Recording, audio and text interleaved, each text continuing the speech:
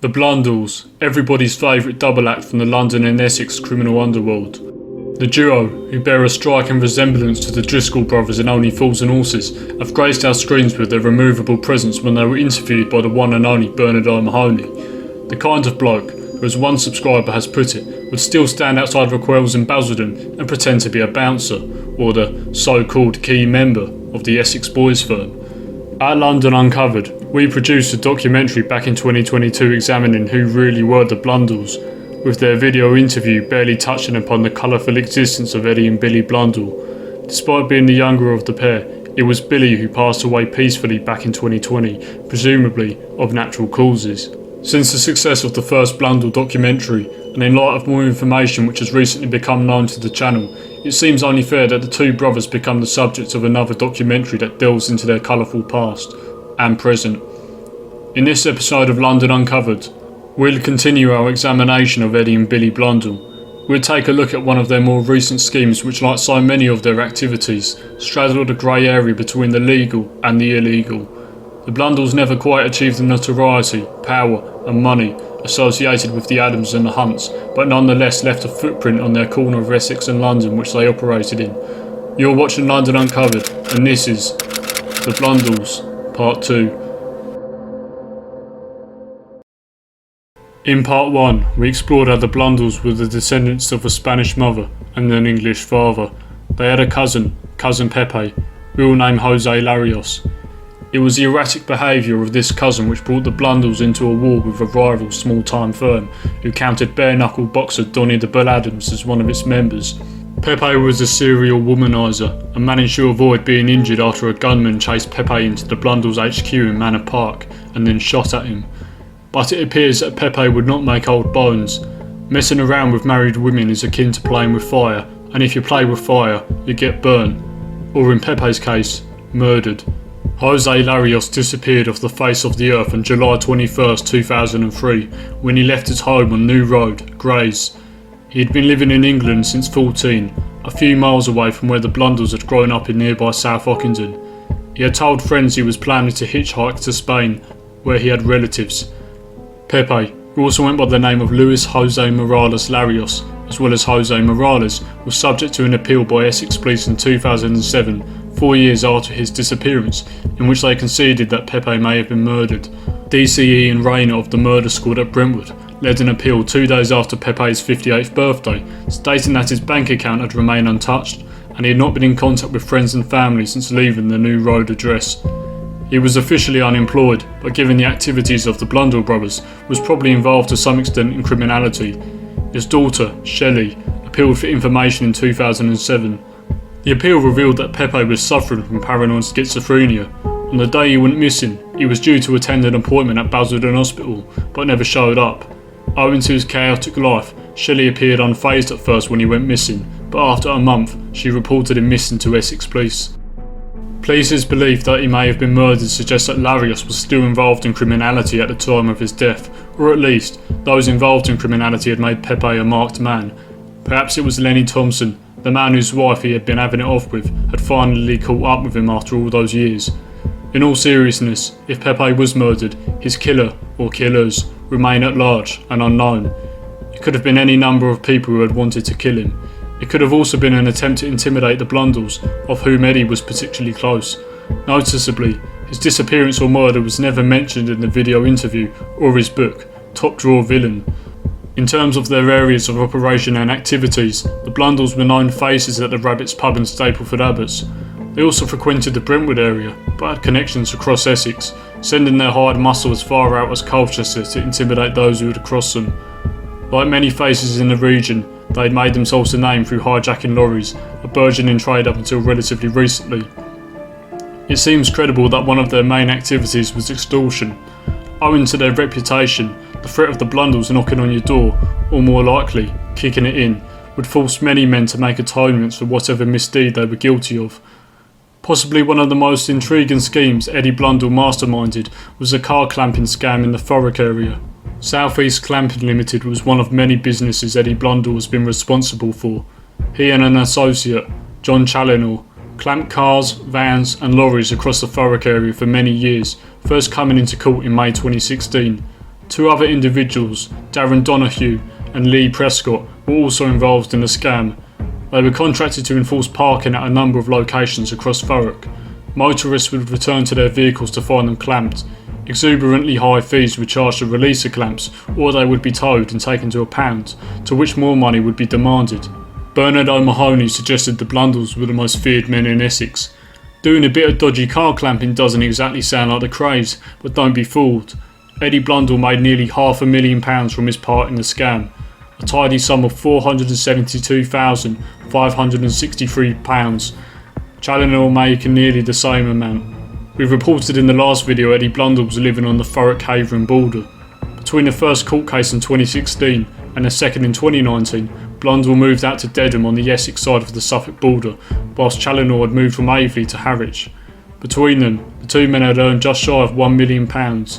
Owing to the fact they had only declared meagre amounts of cash as their income, Blundell was ordered to repay a mere £1,500 plus £500 in court fees, whilst Challinor, who had declared £78,000, taken via a confiscation order. £17,000 was paid in compensation to the many victims, some of whom resorted to taking to internet forums where they found just who exactly they were dealing with. Blundell, a 78-year-old man at the time, was given an electronic tag to wear to enforce a curfew between 8 PM and 6 AM, a 2-year prison sentence suspended for 2 years. For a man who spent most of his life in and out of prison, viewing it as something of an inevitability, he must have thought all of his Christmases had come true. It wasn't just this incident where the Blundells had escaped the law. Like all successful gangsters, they had men on the inside. Billy Blundell had cultivated corrupt ties with officers in Essex Police. Every time the South East Regional Crime Squad and their allies launched raids on Billy Blundell's address, he was there to greet them with a smile and cups of tea. On one occasion, offering bacon sandwiches to detectives, an irony which no doubt was not lost upon the beleaguered officers who were always left one step behind. Corrupt officers in Essex Police were responsible for tipping Blundell off whenever a raid was imminent, giving him time to dispose of or move evidence and get his affairs in order. In the wake of Blundell's death, DCI David McKelvey, the same DCI who made his name attempting to take on David Hunt, posted on LinkedIn and other sites discussing the demise of Blundell, along with others, such as Mick Jones of Essex Police. Billy Blundell was a major target for serious and organised crime squads in the 1990s and was believed to be involved in drug importations from Morocco, a country Eddie Blundell mentions in his book. Unsurprisingly, there is no mention of drugs. Perhaps it would change the image those who hold them in particularly high regard have. It also confirms that the Blundells were drug dealers to some extent, perhaps explaining their wealth, which whilst was not spectacular, still put them in a high-ranking category and affirmed their status as successful villains. In the last video, we also examined a theory that suggested the Blundells lent Pat Tate money for their cannabis deal which went so dreadfully wrong, suggesting that they may have had a motive for killing them. A £400,000 robbery of a security van, worth just under £1 million today, in 1989, Dagenham, may have provided a motive for the Rettenden murders. The G4S van was attacked in the Whalebone Lane area of Dagenham near Chadwell Heath on October 17, 1989. The guard left the vehicle to buy cigarettes and was subsequently ambushed by two men, one armed with a handgun. They forced him back into the van and demanded they drive to Epping Forest, some 12 miles away. The van stopped at the Camelot pub near Chigwell, now a branch of Miller and Carter. Here, one guard was tied to a tree. A red Ford escort van arrived, carrying a third gang member. They made the second guard run into the forest whilst they transferred the cash to the escort before driving off. Albert Patrick, a DCI in the Met's flying squad, was put in charge of the investigation. 4 men were convicted of the robbery: David Redwin, Roger Barkley, David Corston and an inside agent for the gang, John Aitken. Corston was recently interviewed by Bernard O'Mahony about the Essex Boys murder. He came to public attention in 2011 when he created a 32-hour-long siege at his home in Norwich, calling police to his address and informing them he had hostages. Armed with an air pistol, he claimed to have 2 hostages. The situation was unusual because Corston claimed he had only committed the crime to get the attention of police, as he allegedly had information for them. 2 years earlier, in 2009, his local MP took up his cause, writing to the Serious and Organised Crime Agency about Corston's information. During the siege, he left documents out for the police to take, who ended up tasering him after he told them to "fill me full of bullets." An unusual character, It's unclear what information Corston had, if any, but it could possibly have related to the Essex boys' murder and other cases. The two so-called hostages were associates of Corston who were in on the seemingly ridiculous plan which was never going to end well. Corston was jailed for 3 years, whilst a man and a woman were bailed after being arrested for wasting police time. Back to the Dagenham robbery, Tony Tucker was reportedly given £300,000 off the money to launder. Other parts of the money were given to a man who was reportedly the last phone call to Pat Tate at 1826 the night they were killed. This money was to be laundered through a pub in South Ockenden. The man who made the call was an enforcer for the Blundells, suggesting that they had some involvement in the robbery at least, possibly in the murders. The robbery would fit with their MO, given they had formed for lorry hijacks and robberies across the region.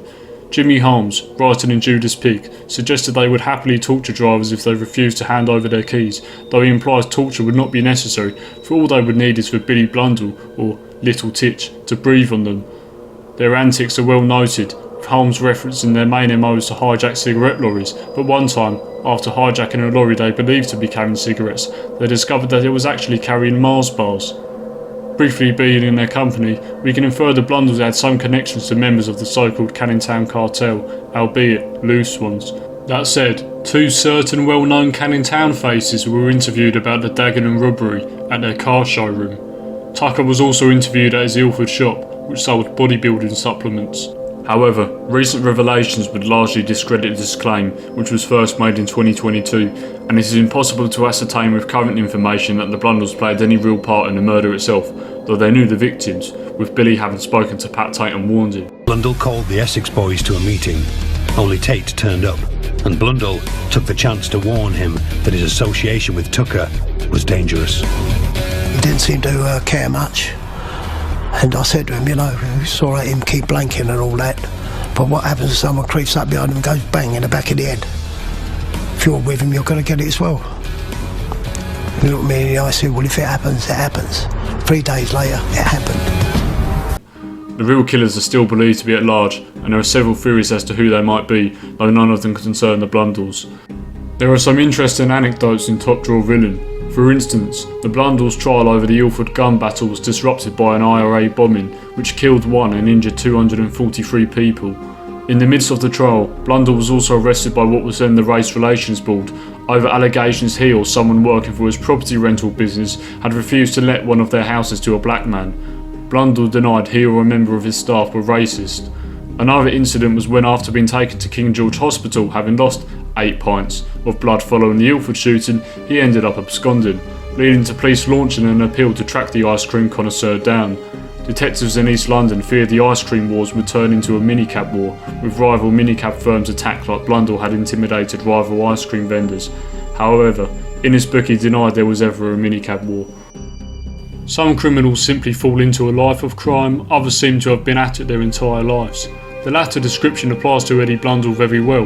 What marks him out from other faces in Essex and London is that Eddie Blundell seemingly couldn't stop committing crimes. A 78-year-old man being made to wear an electronic tag. Eddie Blundell says of his life, "I did it my way." That's certainly one way to put it. It appears that engaging in what he called villainy was all he knew how to do, and seemed to get a buzz from it, continuing to commit crime in various forms even into his 70s. The Blundells were certainly feared, but their influence was largely confined to Essex, and they were not of the generation that spawned the crime families in Canning Town who were remarkably ruthless and made their fortunes through drug dealing. Drugs only really took off in the 1980s as Britain saw the introduction of the yuppie and the loads of money culture that commenced with the Thatcher government. It was not just a change of attitudes that changed the outlook of criminals. Armed robbery peaked in the 70s and early 80s, and the government was keen to crack down on crime, including hefty sentences which made this type of crime unattractive to gangsters.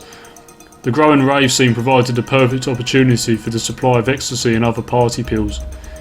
It is unknown what drugs Billy Blundell was involved in importing, but it was most likely hashish, or cannabis resin, which is a dominant drug to be exported from Morocco and that region of North Africa.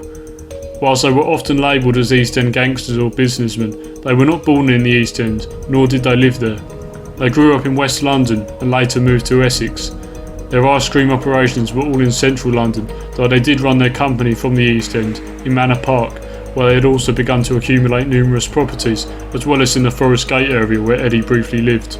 Whilst Eddie Blundell may have been a businessman, a large part of the success of his business can be explained by the intimidation he employed against his rivals, rather than any kind of entrepreneurial genius which a legitimate businessman could use to overtake his competitors. The Blundells have a long and colourful legacy, and they will remain interesting faces in the history of London and Essex's criminal underworld.